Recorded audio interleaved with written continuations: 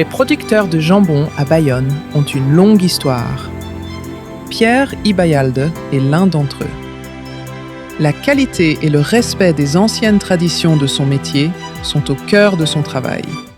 Donc je m'appelle Pierre Ibayalde. J'ai créé cette petite entreprise il y a 35 ans, en plein cœur de Bayonne.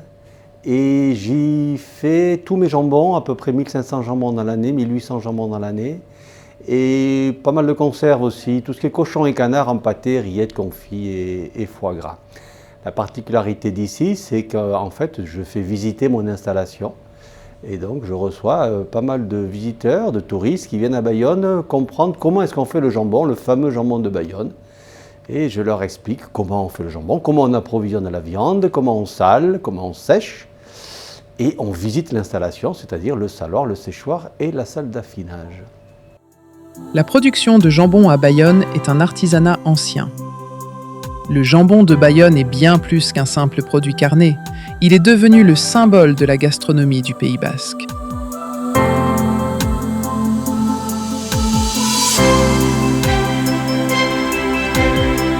Alors ici, on est dans la salle d'affinage où il y a 800 jambons pendus au plafond qui sont en affinage.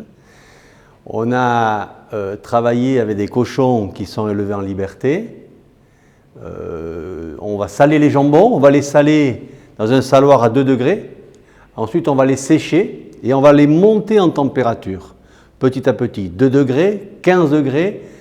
Et ensuite, ici, un affinage à température ambiante. Il faut que la viande se transforme. Il faut que la viande passe d'une viande crue à une viande moelleuse, goûteuse. Pour ça, il lui faut du temps et de la température, c'est l'affinage. Et ça se fait à température ambiante, tout simplement. Alors les jambons, c'est un principe de salaison qui est utilisé dans beaucoup d'endroits. C'est de la viande que l'on sale et que l'on sèche. Un jambon est un gros morceau, il faut 12, 14, 16 mois pour sécher un jambon. Selon le même principe, on fait d'autres produits. On fait la ventrèche, ce que les Italiens appellent la pancetta. C'est la poitrine de porc, salée séchée. On fait la coppa. C'est l'échine de porc qui est salée séchée. On fait le lomo, c'est la longe de porc, toujours pareil, salée séchée. Tout ça, c'est le même principe de travail. C'est toujours de la viande qui est salée et séchée. C'est un moyen de conserver la viande.